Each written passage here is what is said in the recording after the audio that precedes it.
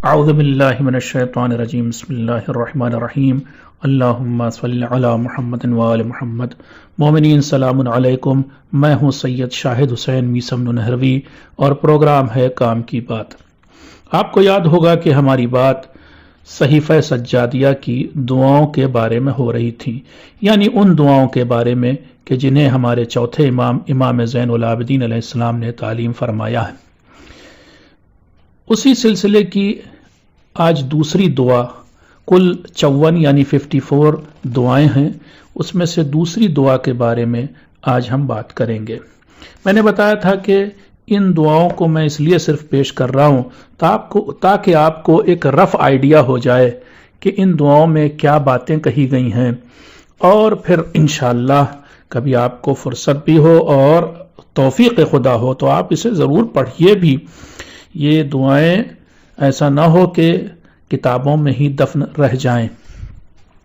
میں دوسری دعا کی سمری آج آپ کے سامنے پیش کرنے جا رہا ہوں۔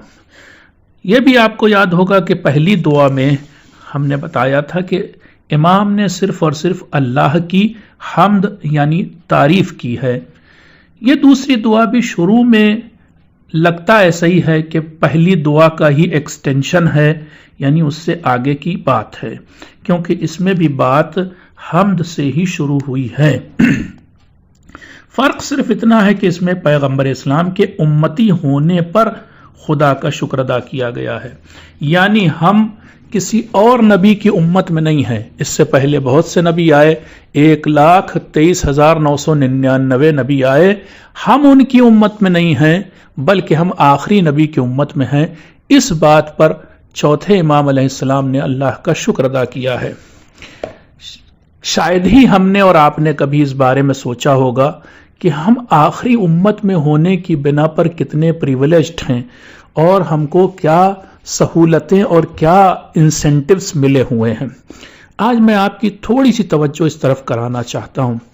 اگر ہم لوگ گزشتہ امتوں میں ہوتے، فرض کر لیجئے آج سے 2000 سال پہلے، 3000 سال پہلے ہوتے، تو نہ تو ہماری عقل اتنی زیادہ میچیور ہوتی، ترقی نہ کر گئی ہوتی، اور نہ ہی ہم اتنے سویلائزڈ ہوتے۔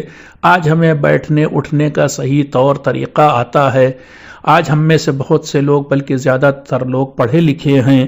یہ سب اس زمانے میں نہ وہ اسکول ہوتے تھے، نہ کالج ہوتے تھے، نہ یونیورسٹی ہوتی تھی، بلکہ کوئی پڑھانے کا سلسلہ ہی نہیں تھا گزشتہ امتوں میں۔ پھر اس کے علاوہ ان سب سے بڑھ کر کے اگر ہم گزشتہ امتوں میں ہوتے تو ہمارے اوپر واجبات کا اور احکام یا شریعت کے جو قانون ہیں ان کا بہت بڑا بوجھ ہوتا۔ آپ کو معلوم ہونا چاہیے کہ قرآن نے یہ بات بھی بیان کی ہے کہ آخری نبی نے آ کر کے جو بھاری بھرکم قانون تھے گزشتہ امتوں کے اوپر، ان کو ہمارے لیے کم کر دیا اور ہمارے اوپر سے قانونوں کا یا شریعت کے بھاری بھرکم احکام کا بوجھ ہٹا دیا۔ ہمارے لیے اس شریعت کو یا آج جو ہم لوگ روزہ نماز جو کچھ کرتے ہیں اس کو آسان کر دیا۔ گزشتہ امتوں میں بہت مشکل قانون تھے جن پر عمل کرنا بہت مشکل تھا۔ اس سلسلے میں قرآن میں کئی آیتیں آئی ہیں، مثلا کل الطعام کان حلا لبنی اسرائیل الا ما حرم اسرائیل علی نفسہ، اور اس کے بعد ایک اور آیت مثلا بنی اسرائیل پر اللہ تعالیٰ نے ناخون والے جانور حرام کر دیے تھے۔ جن جانوروں کے ناخون ہوتے ہیں وہ یہودیوں کے لیے یعنی جناب موسیٰ کے امت کے لیے حرام تھے، اسی طرح سے بھیڑ بکری کی چربی تک ان کے لیے حرام تھی۔ پھر قرآن میں سورہ نساء یعنی چوتھے سورے کی 160 نمبر آیت میں یہ بھی آیا کہ جب یہودیوں نے بہت زیادہ گناہ کیے، جرم کیے اور اللہ کی نافرمانی کی تو پھر اللہ نے ان کے لیے بہت سی پاک اور اچھی چیزوں کو بھی حرام کر دیا، یعنی امیجیٹ پنشمنٹ دیا، اسی وقت سزا دی۔ ہمارے لیے ایسا نہیں ہے، ہم میں سے بہت سے لوگ گناہ کر رہے ہیں، مگر ایسا نہیں کہ ان کے گناہ کرنے کی وجہ سے مثلا ان سے کل کہا جائے کہ آج تک تم نے گناہ کیا اور اتنا گناہ کیا تو اب تمہارے لیے فلاں چیز کا گوشت حرام ہے، چکن نہیں کھا سکتے، یا فلاں چیز پر پابندی لگ گئی۔ جیسا کہ اکثر ہم لوگ اپنے گھر میں بچوں کے ساتھ کرتے ہیں کہ آج تم نے مثلا اتنا کھیل کھیلا ہے، اب اگلے 2 دن تک تم کھیل نہیں کھیلو گے، یا اگلے 2 دن تک تمہیں فلاں چیز نہیں دی جائے گی. اس طرح کی سزائیں ملتی تھیں پہلے کی شریعتوں میں، لیکن ہمارے یہاں گرچہ ہم بہت گناہ کر رہے ہیں مگر ایسی سزائیں نہیں ہیں. روز قیامت حساب ہوگا وہ الگ ہے، لیکن یہاں اس دنیا میں فوراً سزا نہیں ہے. یہ آخری نبی کی امت میں ہونے کے کچھ فائدے ہیں، اور اس لیے بھی اللہ کا شکر ادا کیا امام نے کہ آخری امت میں ہونے کی وجہ سے ہماری تعداد بہت زیادہ ہے. ورنہ اگر آپ غور کریں جناب نوح علیہ السلام کے زمانے میں 950 سال تک جناب نوح تبلیغ کرتے رہے، اور اس کے بعد چند انگلیوں پہ جن کو آپ گن لیں اتنے لوگ بس مسلمان ہوئے تھے، اتنے لوگ اللہ کے ماننے والے بنے تھے. تو بہت تعداد کم رہتی تھی، دنیا کی پاپولیشن پھر بھی کچھ زیادہ رہی ہوگی، ان کے بیچ بس کچھ لوگ. لیکن آج دیکھیے آپ کہ ہم ایسی امت میں ہے کہ ہماری تعداد پوری دنیا میں اگر حساب لگائیں بہت زیادہ ہے. تو ہمارا ایک دبدبا ہے، ہمیں ایک قوت اور طاقت مانا جاتا ہے. ہمارے بارے میں جب کوئی قانون بن رہا ہوتا ہے دنیا میں تو مسلمانوں کو کنسیڈر کیا جاتا ہے. تو یہ سب فائدے ہیں. اب یہ تو فائدے گنائے آخری نبی کی امت میں ہونے کے. اب امام جو ہیں اس آخری نبی پر رحمت نازل کرنے کی دعا کرتے ہیں، یعنی درود بھیجتے ہیں. اور اس درود یا صلوات کو بھیجتے وقت امام یہ بھی بتاتے ہیں کہ یہ اے اللہ تعالیٰ تو آخری نبی پر اور ان کی آل پر رحمت نازل فرما. اور کیوں رحمت نازل فرما یہ بھی بتا رہے ہیں. پہلی چیز جو بتا رہے ہیں وہ یہ کہ جیسا تو نے کہا تھا، جیسا تو نے حکم دیا تھا ویسا ہی اس آخری نبی نے عمل کیا. بے انتہا مشکل بات ہے یہ کہ جیسا اللہ کہے اور ویسا ہی کوئی بندہ انجام دے. یہاں تک کہ سورہ ہود کے بارے میں خود پیغمبر نے فرمایا ہے کہ اس سورے نے مجھے بوڑھا بنا دیا. اور اس سورے میں کیا ایسی بات تھی؟ ایک آیت آئی ہے اس سورے میں، اور اس آیت یہ ہے کہ فَاسْتَقِمْ كَمَا أُمِرْتَ. اے پیغمبر جیسا آپ کو حکم دیا جا رہا ہے بس آنے پائی سے ویسے ہی عمل کیجئے. اس آنے پائی سے عمل کرنے کی وجہ سے پیغمبر بوڑھے ہو گئے. میں ایک آدھ مثال آپ کو دیتا ہوں. ہمارے اور آپ کے لیے نماز شب واجب نہیں ہے مگر پیغمبر کے لیے واجب تھی.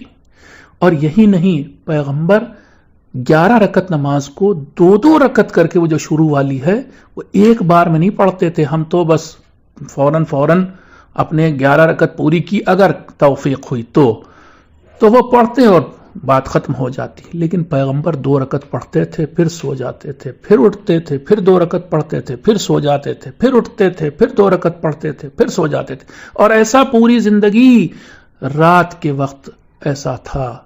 تو آپ سوچیں کتنا مشکل کام تھا. ایسی اطاعت اللہ کی کرنا کتنا مشکل کام تھا. دوسری وجہ جو امام فرماتے ہیں، یعنی چوتھے امام، کہ تو اس لیے بھی رحمت نازل فرما اپنے آخری نبی پر کہ انہوں نے اپنے بدن کو بھی زحمت میں ڈال دیا تیری خاطر. ایک مثال آپ کو دیتا ہوں، اور وہ یہ کہ پیغمبر جب مکے میں جناب ابو طالب کا انتقال ہو گیا اور پیغمبر کا کوئی حامی اور بلکہ سرپرست اور پروٹیکٹ کرنے والا، ان کو بچانے والا ان کو کفار سے نہیں رہا، تو پیغمبر نے سوچا کہ میں پاس کے شہر یا پاس کی بستی میں جا کر پناہ لے لوں. تو پیغمبر گئے طائف، مکے سے تھوڑی دور کا شہر ہے طائف، کہ وہاں پناہ لے لیں. وہاں پر جب پہنچے تو لوگوں نے بجائے یہ کہ پیغمبر کا استقبال کرتے یا کم سے کم پناہ دے دیتے، اپنے یہاں ٹھہرا لیتے، وہاں کے لوگوں نے پیغمبر کو برا بھلا بھی کہا، پتھر بھی مارے. اور چھوٹے چھوٹے جو بچے گلیوں میں ایسے پھرا کرتے ہیں ان کو پیچھے لگا دیا کہ تم ان کے اوپر پتھر مارو اور ان کو برا بھلا کہو، گالیاں دو. اتنے پتھر مارے گئے پیغمبر کو کہ لہو لہان ہو گئے اور واپس مکہ آنا پڑا. تو یہ کس لیے کیا تھا؟ یہ اللہ کے لیے کر رہے تھے. پھر پیغمبر نے اور بھی قربانیاں دی ہیں. ہم لوگ جو آج صلوات بھیجتے ہیں نا، تو کبھی کبھی دل میں خیال آتا ہے، شاید آپ کے دل میں خیال آیا ہو کہ یہ تو پیغمبر نے اپنے اوپر سلام کرنے کا ایک طریقہ بنا دیا. نہیں، یہ صلوات اللہ نے حکم دیا ہے ہم کو، جو آپ آیت پڑھتے بھی ہیں نماز کے بعد کہ یا ایھا الذین آمنوا صلو علیہ وسلم و تسلیمہ، جو شروع سے ایسے ہو کر کے جو آیت ہے کہ اللہ نے حکم دیا کہ ہم لوگ پیغمبر پر صلوات بھیجیں. کیوں صلوات بھیجیں؟ ان کی ان زحمتوں کی وجہ سے. انہی زحمتوں میں سے اور انہی قربانیوں میں سے امام آگے فرماتے ہیں کہ پیغمبر نے اللہ کی خاطر اور اس کے دین کی خاطر اپنے ساتھیوں کو ہی اپنا مخالف بنا لیا. جب تک اعلان رسالت نہیں کیا تھا بہت سے لوگوں کے ساتھ اٹھنا بیٹھنا سب کچھ تھا، لیکن جیسے اعلان رسالت ہوا بہت سے اپنے ہی ساتھی مخالف ہو گئے.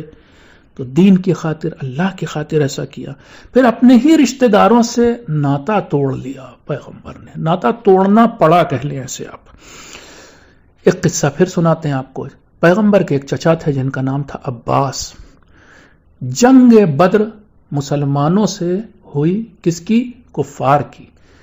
جناب عباس اس وقت کفار کی لشکر میں آئے تھے اور لڑنے کے لیے. پیغمبر مدینے میں تھے، لشکر ادھر سے آیا اور جنگ ہوئی بدر میں. بدر کی جنگ مسلمان جیتے. بہت سے کافروں کو انہوں نے قیدی بنایا. انہی قیدیوں میں جناب عباس تھے. لیکن پیغمبر عادل تھے، یہ نہیں کر سکتے تھے کہ میرے چچا ہیں تو ان کو چھوڑ دو. تو سارے قیدیوں کو جب رات میں بندھے ہوئے تھے، صبح ان کا فیصلہ ہونا تھا، تو جب بندھے ہوئے تھے تو پوری رات جناب عباس کراہ رہے تھے. شاید زخم لگا تھا یا پھر لوگ کہتے ہیں کہ ان کی جو رسی تھی بہت زیادہ ٹائٹ بندھی ہوئی تھی. بہرحال کراہتے رہے اور پیغمبر اس کراہت کو، چچا تھے، سنتے رہے. تو ان کو نیند نہیں آئی، تڑپ رہے تھے پیغمبر اپنے بستر پر. تو اپنے ہی چچا سے جنگ کرنی پڑی اسلام کی خاطر. پھر اپنے ہی قریب والوں کو دور کرنا پڑا. آپ کو معلوم ہونا چاہیے پیغمبر کا ایک چچا تھا ابو لہب. اس ابو لہب یہ چچا بھی دور ہو گیا اور دور والوں کو قریب کرنا پڑا. سلمان جو کہ ایران کے رہنے والے تھے، ان کو منا اہل البیت کہنا پڑا کہ یہ ہمارے اب گھر والے ہیں. تو اپنے دور ہو گئے، خونی رشتہ دار دور ہو گئے، اور جو غیر خونی رشتہ دار تھے وہ اس دین کی خاطر یا اللہ کے کلمہ حق کے ان کو بلند کرنے کی خاطر وہ سب دور والے پاس آ گئے. پھر اس وجہ سے بھی پیغمبر پر صلوات ہے کہ دن رات پیغمبر اللہ کے پیغام کو پہنچانے میں لگے رہتے تھے. کبھی کبھی رات میں تبلیغ کرتے تھے. آپ ان کی زندگی کو برائے مہربانی ضرور پڑھیے کہ اس آدمی نے ہمارے لیے کیا کیا یا اس شخص نے ہمارے لیے کون سی زحمتیں اٹھائیں. آپ کو پھر ایک بات بتاتے ہیں. پیغمبر کے گھر کے ٹھیک باہر ایک چبوترا تھا مدینے میں، جس میں آ کر کے وہ لوگ جو مسلمان ہو گئے تھے مگر فقیر تھے، بیچارے محتاج تھے، بعض اس میں سے اپاہج تھے، پڑے رہتے تھے، بیچارے کام نہیں کر سکتے تھے، ان کھانے کے انتظار میں رہتے تھے. اب کوئی بھی کھانا پیغمبر لے کے اپنے گھر میں آئیں گے تو باہر پہلے چبوترے پر ان سے ملاقات ہوتی تھی. یا کوئی بھی پیغمبر کے لیے کھانا لے کے آئے دوست بھی تو پہلے اصحاب صفہ سے ملاقات ہوتی تھی. کیا پیغمبر برداشت کر سکتے تھے کہ خود کھائیں اور وہ اصحاب صفہ وہ بیچارے غریب و محتاج لوگ نہ کھائیں؟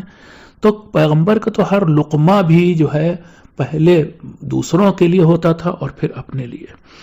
پھر دن رات مشغول رہے یہاں تک کہ آپ کو بتائیں پھر ایک قصہ قرآن میں بھی اس کا تذکرہ آیا. اتنا لگے تھے پھر بھی ان کے ساتھ کیسی توہین ہوتی تھی. مکے کا واقعہ، ایک شخص نے پہلے تو یہ پریٹینڈ کیا، ظاہر کیا کہ وہ ان کا ماننے والا ہے، اور پھر ایک دعوت کے دوران پیغمبر کے چہرے پر لعاب دہن پھینکا. عام زبان میں کہوں پیغمبر کے چہرے پر تھوک دیا. پیغمبر نے یہ بھی چیز برداشت کی، اس کو نہ تو کوئی برا بھلا کہا اور نہ کوئی سزا دی، چلے آئے بس وہاں سے اٹھ کر کے.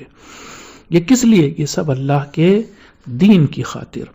اور پھر پیغمبر نے آخر میں تو اپنا وطن ہی چھوڑ دیا، اپنا گھر ہی چھوڑ دیا، ہجرت کر گئے، مکے سے مدینے چلے گئے. یعنی وہ شہر مکہ چھوڑ دیا جہاں پیغمبر پیدا ہوئے تھے، جہاں سے مانوس تھے، جہاں اپنی زندگی کے 53 سال گزارے تھے. نہ صرف گھر چھوڑا، ساز و سامان جو گھر کا ہوتا سب چھوڑ دیا، اور وہ بھی بہت شارٹ نوٹس پر. ایک دم سے ایک رات جبریل آیا اور اس نے کہا کہ بس پیغمبر آج رات آپ نکل جائیے. ذرا آپ بھی سوچئے گا کہ ہمیں اور آپ کو ایک دم سے اتنے شارٹ نوٹس پہ کہا جائے اپنا گھر چھوڑ کر چلے جاؤ، اور وہ بھی ہمیشہ کے لیے چلے جاؤ، اور وہ بھی دشمنوں کو مطلب ایک طرح سے دے کر کے گھر چلے جاؤ، تو کیسا ہوگا ہمارے لیے، کیا گزرے گی ہم پر؟ یہ قربانی بھی پیغمبر نے ہمارے لیے، دین کے لیے دی۔ اور پھر کس لیے ایسا سب کیا، یہ قربانی کیوں دی؟ یہ بھی امام زین العابدین علیہ السلام اسی دعا میں فرما رہے ہیں، اس لیے دی تاکہ اے میرے مالک تیرا دین مضبوط ہو جائے، اور اس لیے پیغمبر نے ہجرت کی تاکہ کچھ مددگار مل جائیں، مدینے پہنچ کر کے کچھ مددگار مل جائیں، اس لیے یہ ہجرت کی۔